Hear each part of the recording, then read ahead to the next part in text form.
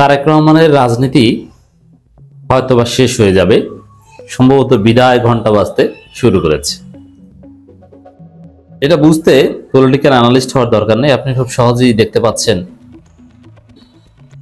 যে তারেক রহমান বাংলাদেশের বিপ্লবের, বাংলাদেশ স্বাধীনতার প্রায় 1.5 বছর হয়ে গেলেও তিনি দেশে আসার চেষ্টা করেননি, দেশে আসেননি বা আসতে পারেননি। অথচ তার মা মৃত্যুশয্যায়, একদম শেষ সময় অতিক্রম করছেন বেগম খালেদা জিয়া। আল্লাহ রাব্বুল আলামিন তাকে সুস্থ করুক, আমরা সেই দোয়া করছি, হায়াতে তৈয়্যিবা দান করুক। খালেদা জিয়ার জন্য যেটা কল্যাণকর আল্লাহ রাব্বুল আলামিন সেটা দ্রুত ফয়সালা করুক। যদি আল্লাহ তার হায়াত আরো লিখে থাকেন, তাকে সুস্থ করে বাসায় ফিরে যাওয়ার তৌফিক দান করুক। আর যদি হায়াত না লিখে থাকেন, তাহলে কষ্ট থেকে আল্লাহ তাকে হেফাজত করুক। খালেদা জিয়া মৃত্যুশয্যায়, অন্যদিকে তারেক রহমানকে বিএনপি থেকে মাইনাস করার চেষ্টা করা হচ্ছে। আন্তর্জাতিক পরিমণ্ডলে এটা নিয়ে আলোচনা শুরু হয়েছে। এখন খুব সহজেই হিসাব মিলে যায় যে একদিকে তারেক জিয়া দেশে আসতে পারছেন না, অন্যদিকে আপনার 111-এর সময় দেখেছেন যে তারেক জিয়ার বিরুদ্ধে বিএনপি নেতারা কি কথা বলেছে। আজকে যারা বড় বড় বিএনপি নেতা সাজে, স্থায়ী কমিটির সদস্য, তারা তারেক জিয়াকে কি অকথ্য ভাষায় 111-এর সময় গালাগালি করেছিল। এমনকি 2 বছর আগেও এই যে মেজর হাফিজ স্থায়ী কমিটির সদস্য হয়েছেন, তারেক রহমানকে বিভিন্ন ভাষায় অপমান করতেন। পড়াশোনা করা উচিত, রাজনীতি ছেড়ে দেওয়া উচিত, রাজনীতি করার ম্যাচুরিটি হয়নি, অনেক কথা বলতেন। এখন না পাম দেন সবাই। কিন্তু খালেদা জিয়ার জীবন যেহেতু প্রায় শেষ, সেখানে বেগম খালেদা জিয়ার অনুপস্থিতিতে তারেক রহমান কিন্তু একদম একলা হয়ে যাচ্ছে। পাশে দাঁড়ানোর মতো তার রক্তের কেউ নাই, জিয়া পরিবারে কেউ আর রাজনীতিতে নাই। তারেক রহমানের একটা ভাই নাই, মামারা নেই, কেউ নেই। তাহলে সহজভাবে চিন্তা করেন, এই অসহায় তারেক রহমান একা কি করবে? বিএনপির লোকজনে যদি বলে যে তারেক রহমানকে আমরা গ্রহণ করব না, তারেক রহমান কিছু করতে পারবে? দেশে থাকলেও একটা কর্তৃত্ব ছিল, দেশেও নেই, কিচ্ছু না। তার এই পরিস্থিতিতে তারেক রহমান কি হতে যাচ্ছে বা কি করতে পারে? খুব সহজেই শঙ্কা জন্ম নেয় যে তারেক রহমানের রাজনীতি শেষ হয়ে যেতে পারে। বিএনপি থেকে মাইনাস করা বিরাট প্রজেক্ট শুরু হয়ে গেছে। দর্শক, সজীব ওয়াজেদ জয়, হাসিনা পুত্র, দেখেন দুইটার মধ্যে কিন্তু মিল আছে। কারণ সজীব ওয়াজেদ জয় যেরকম পারিবারিক কোটায় রাজনীতি এসেছেন, তারেক রহমানও সেরকম পারিবারিক কোটায় রাজনীতি এসেছেন। দুইজনের এই 2 সেক্টরে অভিজ্ঞতা বা যোগ্যতা আছে। সজীব ওয়াজেদ জয় কোনো কোনো দিক থেকে যথেষ্ট স্মার্ট, তারেক রহমানের চেয়ে এগিয়ে। আবার কোনো কোনো দিক থেকে পাবলিক রিলেশনস এই কোয়ালিটিতে তারেক রহমান যথেষ্ট এগিয়ে, কিন্তু একাডেমিক জ্ঞানে সজীব ওয়াজেদ জয় এগিয়ে। সজীব ওয়াজেদ জয় বলছেন, বিদেশ থেকে আওয়ামী লীগ বিএনপি নেতৃত্ব পরিবর্তন চেষ্টা হচ্ছে। আওয়ামী লীগ নিয়ে কোনো আগ্রহ নেই। আওয়ামী লীগের নেতৃত্ব তো আওয়ামী লীগই পরিবর্তন করতে যাচ্ছে। আওয়ামী লীগের নেতৃত্ব তো পালিয়েছে। এটা তো যদি তারা দল হিসেবে থাকতে চায়, এমনকি নিষিদ্ধ দল হিসেবেও যদি থাকতে চায়, আন্ডারগ্রাউন্ডে কার্যক্রম চালাতে চায়, যদিও এরকম আদর্শবিহীন দল আন্ডারগ্রাউন্ডে কার্যক্রম চালাতে পারে না। আন্ডারগ্রাউন্ডে চলতে পারে আদর্শ ভিত্তিক দল, যেমন ধর্মীয় দল, যারা আন্ডারগ্রাউন্ডে বসে কোরআন হাদিসের দার্স দিবে, তারা সামষ্টিক পাঠ স্টাডি চক্র করবে। আর কমিউনিস্ট দল, তারা মার্ক্সবাদ বা লেনিনবাদ বা মাওইজম এগুলো চর্চা করবে।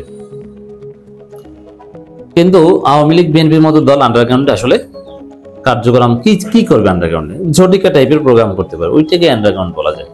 তা আন্ডারগ্রাউন্ডে চলতে হলেও আওয়ামী লীগের নেতৃত্বের পরিবর্তন, এটা তো একদম স্বাভাবিক, প্রত্যাশিত। রিফাইন্ড আওয়ামী লীগের কথা আমার বন্ধু বান্ধব একটা বড় অংশ ছাত্রলীগের সাবেক কেন্দ্রীয় সভাপতি, সেক্রেটারি বা নেতৃবৃন্দ আছেন, তারা ফেসবুকে লেখেন, দেখি তারাই আওয়ামী লীগের নতুন কমিটি গঠনের কথা বলছেন বা রিফাইন্ড আওয়ামী লীগের কথা বলছেন, এবং ওবায়দুল কাদের থেকে শুরু করে সর্বশেষ মন্ত্রী পরিষদে যারা ছিলেন তাদের প্রতি চরম ক্ষুব্ধ। সে জায়গায় আওয়ামী লীগের নেতৃত্ব পরিবর্তন এটা একদম স্বাভাবিক ব্যাপার, কিন্তু বিএনপির নেতৃত্ব পরিবর্তন এটা অস্বাভাবিক। এখন বিদেশ থেকে বিএনপির নেতৃত্ব পরিবর্তনের চেষ্টা হচ্ছে। তো বিএনপির নেতৃত্ব পরিবর্তন এই কথাটা সামনে আসলেই আসবে তারেক রহমানকে মাইনাস করা। এটা একদম সহজ হিসাব, দেখেন এটা যে আসলেই সত্য। দলিল দেখেন, বিএনপির লোকজন তারেক রহমানকে নেতা মানবে কোন দুঃখে? বিএনপি কি বেকায়দায় পড়েছে না তারেক রহমানকে নিয়ে? এমন একজন লোক বিএনপির নেতা এই মুহূর্তে, যিনি বাংলাদেশের ভোটার না, যার পাসপোর্ট নাই, এনআইডি কার্ড নাই, যিনি নির্বাচনে দাঁড়াতে পারছেন না, যিনি দেশেও আসতে পারছেন না, তাহলে বিএনপি জিতলেও তো তিনি প্রধানমন্ত্রী হতে পারবেন না। এমনকি যদি খালেদা জিয়া জীবিত থাকে তাহলে তার ছবিও নির্বাচনী পোস্টারে টানানো যাবে না। এই জায়গায় তারেক রহমানকে দিয়ে লাভটা কি? যিনি নির্বাচন করতে পারবেন না, ভোটে দাঁড়াতে পারবেন না এখন পর্যন্ত, যিনি বাংলাদেশে ভোটার না, এটা নিয়ে বেকায়দায় করেছে না বিএনপি। আর খালেদা জিয়া মারা গেলে, খালেদা জিয়া তো প্রায় মারা গেছে বলা যায়, খালেদা জিয়া মারা গেলে এই তারেক রহমানকে বিএনপির লোকেরাই দাম দিবে না। তারেক রহমানের বিরুদ্ধে একটা বিরাট সিনিয়র নেতাদের একটা গ্রুপ আছে বিএনপিতে, যারা চায় যে তারেক রহমান মাইনাস হোক। এই যে খন্দকার, মোশাররফ, মঈন খান, এমনকি মির্জা ফখরুল, মেজর হাফিজ, এরাও কিন্তু তারেক রহমানকে দেখতে পারেন না। তারেক রহমান না আসলেই তারা খুশি হয়। তো সেই জায়গায় আপনারা যারা হাওয়া ভবনের কথা জানেন, হাওয়া ভবনে তারেক রহমান বিএনপি সিনিয়র নেতাদের অপমান করতো, দাঁড় করিয়ে রাখতো, অপেক্ষা করতে হতো তার সাথে দেখা করতে। এতে আম্মা গ্রুপের লোকজন, মানে সিনিয়র নেতারা, তাদেরকে আম্মা গ্রুপ বলা হতো, আর যারা তারেক রহমানের অনুসারী ছিল তাদেরকে ভাইয়া গ্রুপ বলা হতো। আম্মা গ্রুপের সিনিয়র নেতারা প্রচন্ড অপমান বোধ করতেন। তারেক রহমানকে আমরা জন্ম নিতে দেখেছি, ছোট একটা বাচ্চা ছেলে, সে আজকে এভাবে করছে। আপনারা যারা মোটামুটি যাদের স্মরণ আছে একটু চিন্তা করে দেখেন, 2006-07 সালে তারেক রহমানের ইমেজ বাংলাদেশে কতটা খারাপ ছিল, মানুষ কতটা ঘৃণা করতো এই নেতাকে। পুরো বিএনপি অতিষ্ঠ ছিল, পুরো বিএনপি লজ্জিত ছিল তারেক রহমানকে নিয়ে।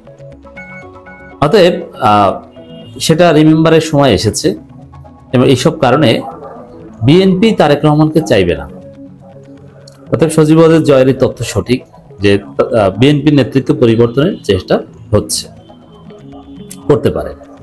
এবং হঠাৎ করে যদি শুনেন যে এবার যে খালেদা জিয়া অসুস্থ, একদম সংকটাপন্ন, চূড়ান্তভাবে সবাই দোয়া চেয়েছে, ডক্টর ইউনূস থেকে শুরু করে খালেদা জিয়ার পরিবার সবাই ফাইনাল দোয়া চেয়েছে, আমরা দোয়া করছি আল্লাহর জন্য, আল্লাহর কাছে। খালেদা জিয়া মারা গেলে তারেক রহমান সত্যি বেকায়দায় পড়বেন। তারেক রহমানের পাশে কেউ থাকছে না। এমনকি এই অসুস্থতার মধ্যেও তারেক রহমান কেন দেশে আসছেন না? তারেক রহমান জানেন যে এটা খালেদা জিয়ার একদম অন্তিম সময়, এই অন্তিম সময় পাশে থাকতে পারছেন না। কেমন সন্তান! রাজনীতি এতটাই বড় হয়ে গেল যে মায়ের শেষ, যে মায়ের উচ্ছিলায় তারেক রহমান হিসেবে পরিচিতি পেয়েছে, এটা হলে তারেক রহমানকে কে গুনতো? সেই অসুস্থ মায়ের শয্যা পাশে তারেক রহমান নাই, এর চাইতে লজ্জার আর কি হতে পারে?